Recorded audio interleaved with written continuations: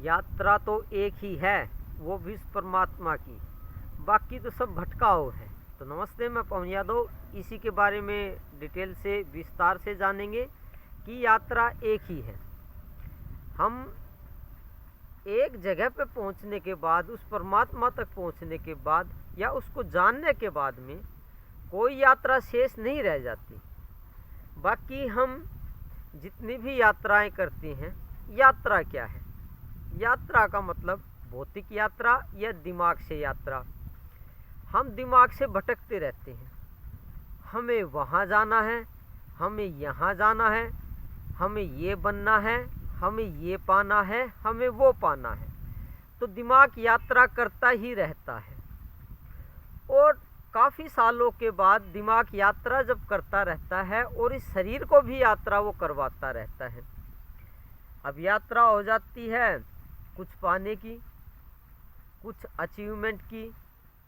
वो अचीवमेंट सबकी अलग अलग हो सकती हैं, कुछ पाने की इच्छा अलग अलग हो सकती हैं। उसके लिए दिमाग भटकता रहता है, यात्रा करता रहता है, एक जगह से दूसरी जगह जाता रहता है और शरीर को भी भटकाता रहता है।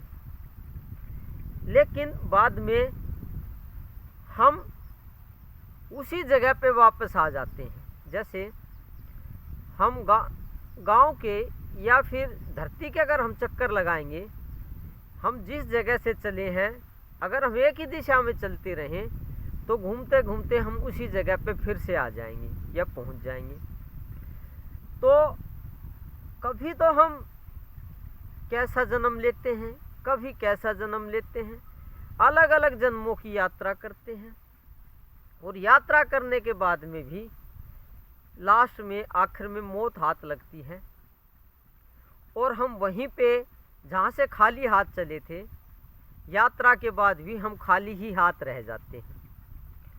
लेकिन उस परमात्मा तक पहुँचने के बाद में अगर वहाँ तक पहुँच गए या उस आत्मज्ञान को प्राप्त कर लिया, उस भगवत्ता को अगर एक बार प्राप्त कर लिया, तो फिर भटकाव बंद हो जाता है। भटकाव मन का, दिमाग का भटकाव बंद हो जाता है। बाकी तो यात्राएं, जिनको हम यात्राएं समझते हैं, वे यात्रा नहीं है, वे हम भटक रहे हैं। हम काम कर रहे हैं, हम अलग अलग जन्म ले रहे हैं, हम पढ़ाई कर रहे हैं, हम जो भी कुछ कर रहे हैं, हम सामाजिक काम कर रहे हैं, चाहे मंदिर का काम कर रहे हैं, हमारा ये भटकना ही है। इसको हम भटकाव कह सकते हैं, इसको ठहराव नहीं कह सकते।